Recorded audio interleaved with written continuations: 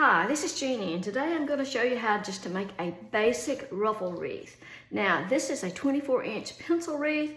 It's old, it's been used several times because when I make things, I generally make them for myself. I don't sell the finished product, and sometimes I'll take it apart and start over again. So that's why this one looks like this. A work wreath twists are wider than this. So this is a pencil wreath. So the first thing I'm going to do is set that aside. And of course, this is white. It's the only one I had, and I'm going to use red mesh. Typically, I would always use a red wreath form. Anything that matches your mesh color is best, I think.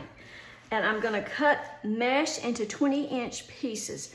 This is one roll of mesh. It's 10 inches in width and 10 yards in length. This is the probably one of the least expensive of the meshes. It's just a metallic mesh. Now we do have some that does not have foil in it, and that would be the least expensive, but this is going to be a ruffle technique. So I'm going to cut the pieces 20 inches.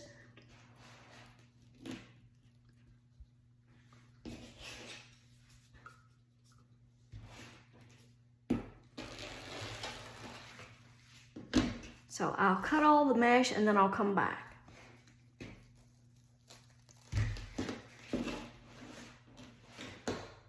One roll of mesh should yield 18 pieces, and there's 18 pieces on the 24-inch form. I think there's 12 on a 10-inch form.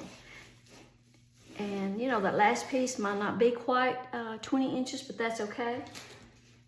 We'll save it to last. It's more like about 13 or 14, but it'll be okay. So now we're gonna take our mesh, gonna roll the ends up just a little bit, and then I'm just going to scrunch right up through the middle.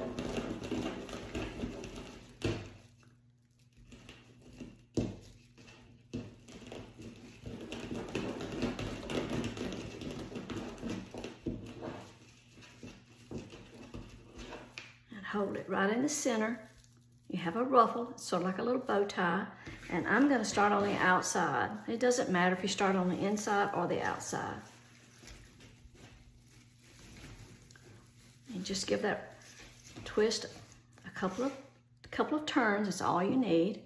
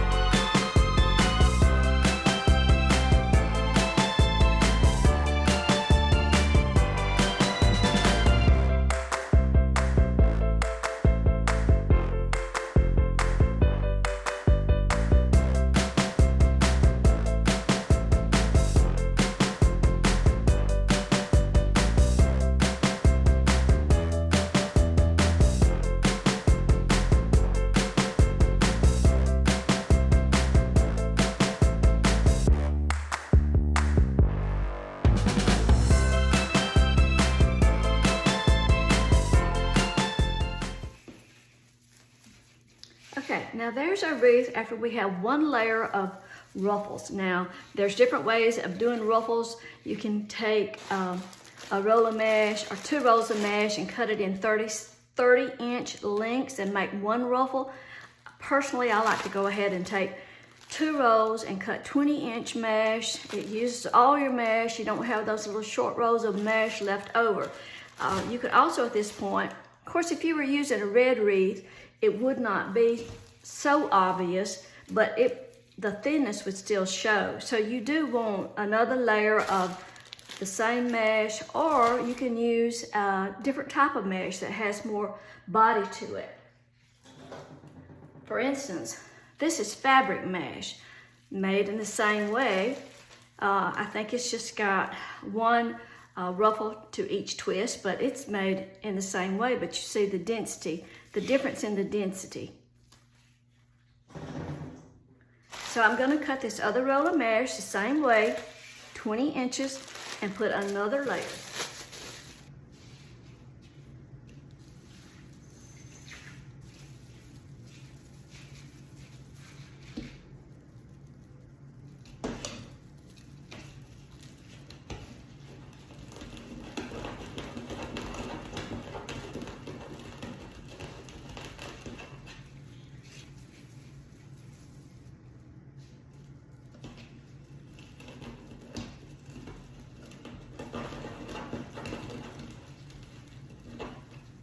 Now I like to open my twist back up, lay down the second ruffle, and then retwist. Not everybody does that, so it's strictly whatever you prefer. And at this point, I'll take those white twists and kind of poke those to the inside so they won't show up as much.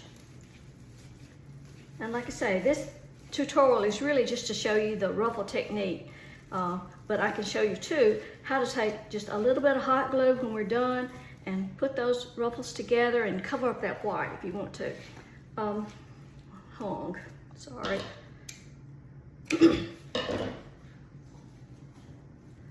That's what I did on this wreath. It's actually made on a fuchsia, and I made this tutorial just to show you that you can make a wreath that does not match your wreath base. But you just make your wreath, tuck the twist to the inside, and then just dab a little bit of hot glue in places, and pull the ruffles together and just cover up your twist.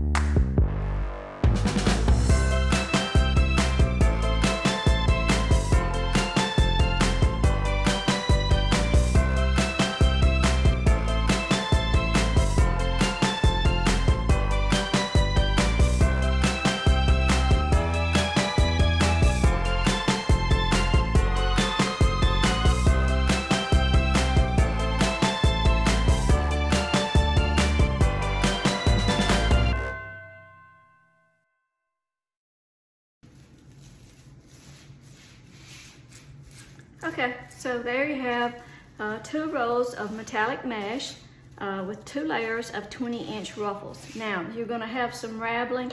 Anytime you work with mesh, you're gonna have some, it just, you know, it's a wide weave and it's just gonna ravel.